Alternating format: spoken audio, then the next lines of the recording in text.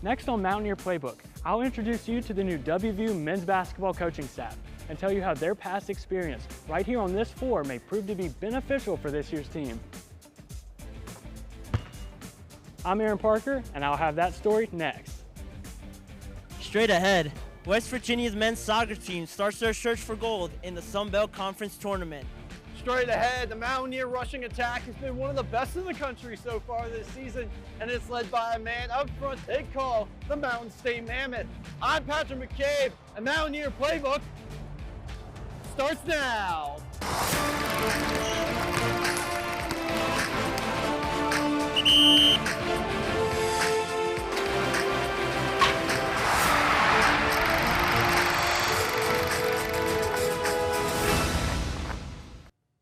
The WVU men's soccer team is preparing for the postseason, and head coach Dan Stratford is looking to win his first trophy with the Mountaineers.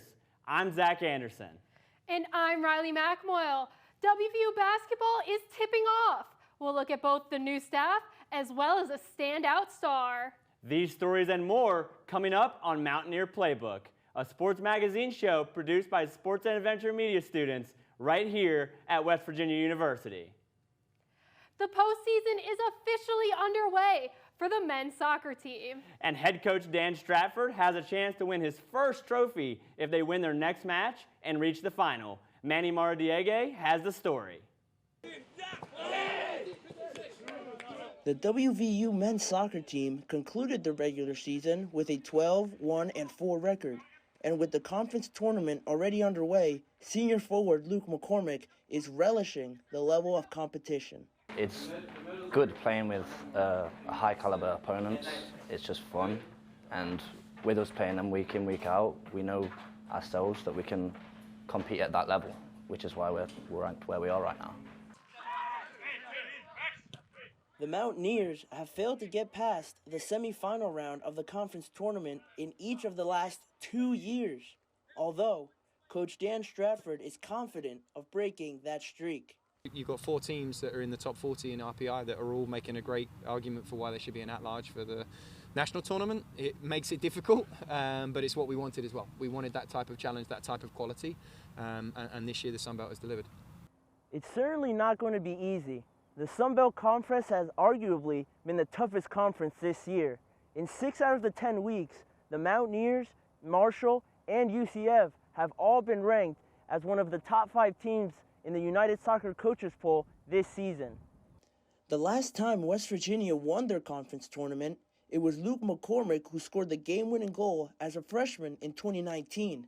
Now, 4 years later, the stakes are just as high. It'd be huge, especially heading into the national tournament as well. That confidence, just getting another ring and silverware, it'd be huge for the program. Following the conference championship, this team will set their sights on their return to the NCAA tournament after failing to qualify last year. I'm Manny Maradiege reporting for Mountaineer Playbook. The NCAA tournament is scheduled to start on November 16th and run until the championship on December 11th. Riley, to some, he's just another piece of the offense, but to the Mountaineers, he's known as the Mountain State Mammoth. That's right. Offensive lineman Zach Frazier has had a mammoth-sized role in the success of WVU football this season. Patrick McCabe joins us now in the studio with his segment, Playbook Player of the Week. Patrick? The Mountaineer football team is having its best start to a season in the Neil Brown era at 6-3. And a big part of the Mountaineers' success this season also happens to be a native of the Mountain State. I take a closer look at this week's Player of the Week. Zach Frazier grew up in Fairmont, just a 30-minute drive down I-79, and has been the Mountaineers' starting center for the last 3 years, or 34 straight starts. He's played a major role in the Mountaineers' streak of 12 straight games with 140-plus rushing yards, and he spoke in his press conference about just how much that stat means to him and the rest of the offense. You know, to be able to do that's pretty special. So I think it's just like the guys up front, and it goes back to like, we've had injuries, they step in. His head coach, Neil Brown, also spoke about how vital that stat line and the O-line in general have been to the team's success over the last season and a half. Yeah, I think that, Yeah, I think proud is the right word. Now we got to kind of keep it up. That's something we've been kind of, I don't know if we've been tracking 140, but we've known we've ran the ball. We've been one of the better rushing teams since we made a calculated decision with about 3 games ago last year that for us to be successful, we needed to kind of steer in that direction. Frazier was only rated as a 3-star recruit coming out of Fairmont Senior High School and wasn't very highly recruited besides WVU. His former high school coach, Nick Bartek, however, is not surprised to see Frazier proving all of his doubters wrong. He's one of those guys, you can call it like the Frazier effect, you know, a type of guy who just his presence and him being there, even if he's not necessarily, say, vocal, just by him going through his process, and he's also an alpha male type of guy, he's also the guy doing everything that's supposed to be done and done correctly. It keeps everybody else where they need to be in your program.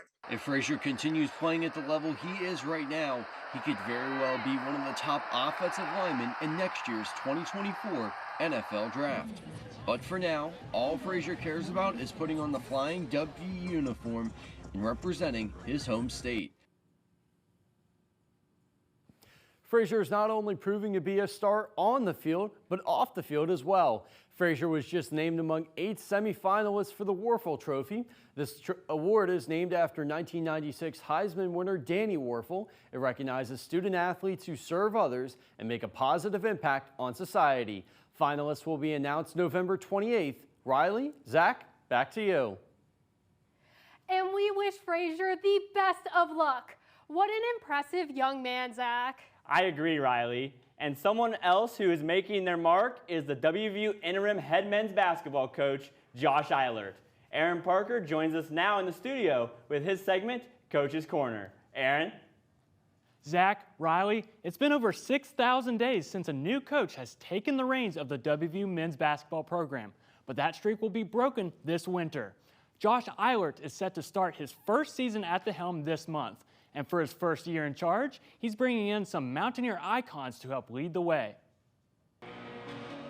It's a new era here in Morgantown for the WVU men's basketball team, and this year's squad will have a fresh look to them, as interim head coach Josh Eilert will take over the program after Hall of Fame coach Bob Huggins resigned back in June. I'm the head coach for 10 months, and that's the way I look at it. So I have the opportunity to prove myself and build this program to where it needs to be. Eilert has been a part of the WVU staff during all of Coach Huggins' tenure, as the Kansas native has worked his way up the totem pole across the past 17 years. After one season at Kansas State, Eilert followed Huggins to Morgantown, first serving as a graduate assistant, before earning a role as the team's video coordinator from 2007 to 2013. Then in 2013, Eilert got promoted to the boardroom, serving as the program's director of basketball operations.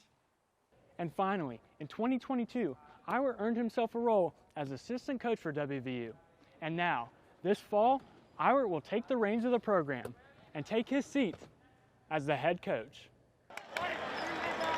Assistant Coach Eilert in year one will be a series of familiar faces, led by beloved former Mountaineers Deshaun Butler, the winningest player in WVU basketball history, and Alex Ruoff, the program's leader in three-pointers made. When Josh got named coach, just incredibly excited for Josh to keep me on. Also contributing to Eilert's staff will be former WVU guard Jordan McCabe, who played for the Mountaineers from 2019 to 2021, as well as Dermar Johnson, who played 7 seasons in the NBA and served on the WVU staff last year. 3 of the 4 guys that are on the floor every day, I mean, they've wore the jersey. They've wore the old gold and blue, and they know what it means to the state and these people. The 2023 Mountaineers will look to learn from the experience of the new coaches and seek a second straight NCAA tournament berth. Coach Eilert and his Mountaineers have already begun their quest for the program's first Big 12 championship, with 2 regular season games under their belt thus far. We wish Coach Eilert and his staff the best of luck the rest of the season. Riley, Zach, back to you. Josh Eilert's team is looking to improve upon previous seasons, and he's looking at one of his stars to help get them there. We'll introduce you to that player. And just what is a pumpkin drop? Stay tuned, we'll take you to where they fall, straight ahead. I'm Kieran Nadzadi, and coming up on Mountaineer Playbook, I'm going to be showing you why pumpkins are falling from the sky. Mountaineers know. Let's go! Really means let's try. Let's create.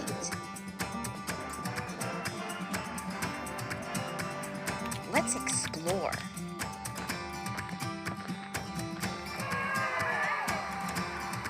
And let's do it all together.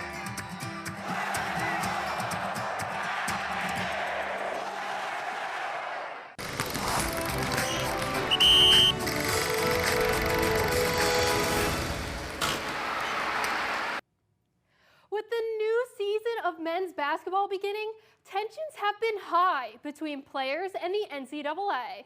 Absolutely, Riley. And after Kerr Kriisa was suspended for the first 9 games, and with Raekwon Battle's waiver uncertainty, Ryan Daugherty joins us now, live in the studio, to tell us what he's learned. Ryan? Riley, Zach, basketball is back in the WVU Coliseum as the men's basketball team opened their season on November 6th against Missouri State. Yet with uncertainty in the offense, interim head coach Josh Eilert is looking for some players to step up.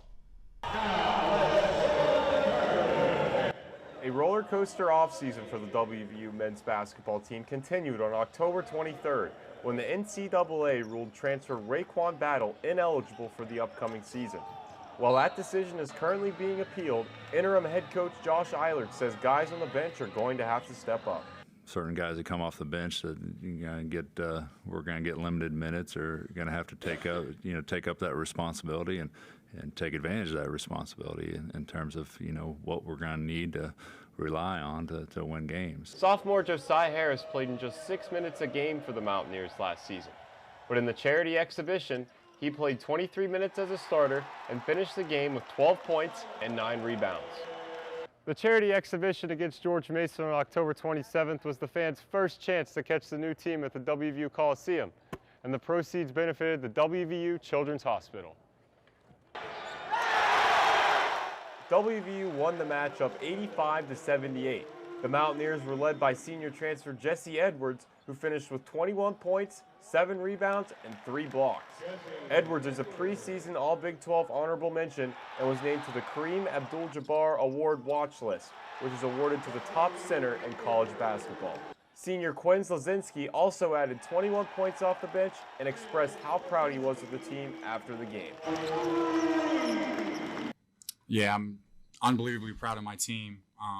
Throughout the past summer, just throughout everything, you bring 11 new guys on the team together with the whole new coaching staff. You can say what you want about the game. I'm super proud of my team, how we came together. The Mountaineers opened their season at home against Missouri State on November 6th and will play 2 more home games against Monmouth on November 10th and Jacksonville State on November 14th before heading to Florida for the Fort Myers tip-off tournament. The men's basketball team was picked to finish 9th in the Big 12 Conference this season. And similar to the football team, Eilert and the rest of the squad will be looking to prove those doubters wrong this season. Thanks, Ryan. In the world of WVU club sports, the men's volleyball team is preparing for the start of their tournament season. And I met up with the team to find out what these players have to offer.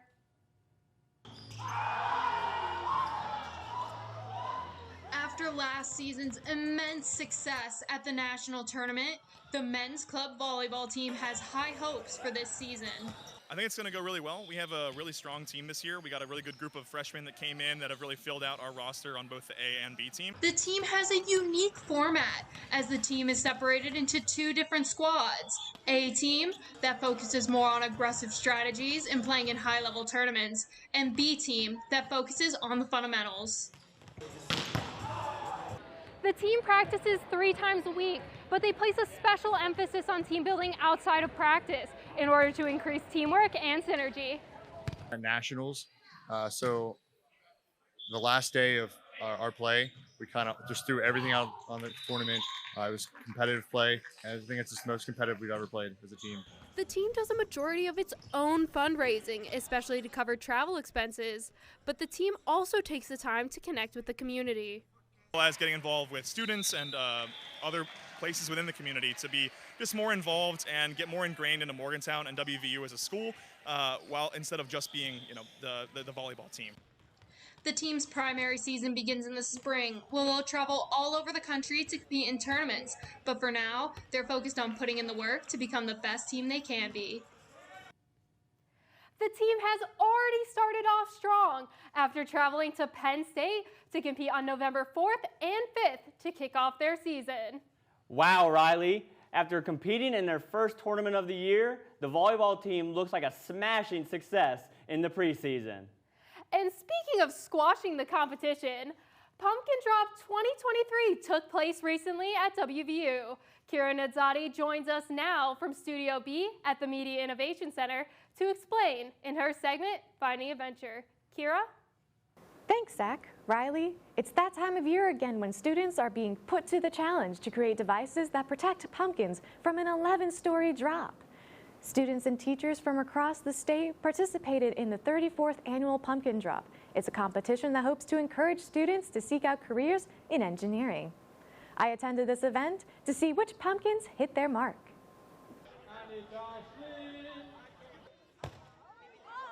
On Friday, October 27th at 8:30 in the morning, pumpkins were tossed over the side of the Engineering Science Building Tower in Evansdale Campus. Every year, teams of aspiring engineers register to develop intricate inventions designed to protect the pumpkins as they plummet to the ground. We had to hot glue stuff to the box, like marshmallow bags and stuff like that. And we also used pillows. And we had to get 2 different types of boxes to see which ones worked. And we also used this huge bag to make a parachute. Teams are judged on the design of their protection devices, how well it protected their pumpkins, and how close they landed to the target.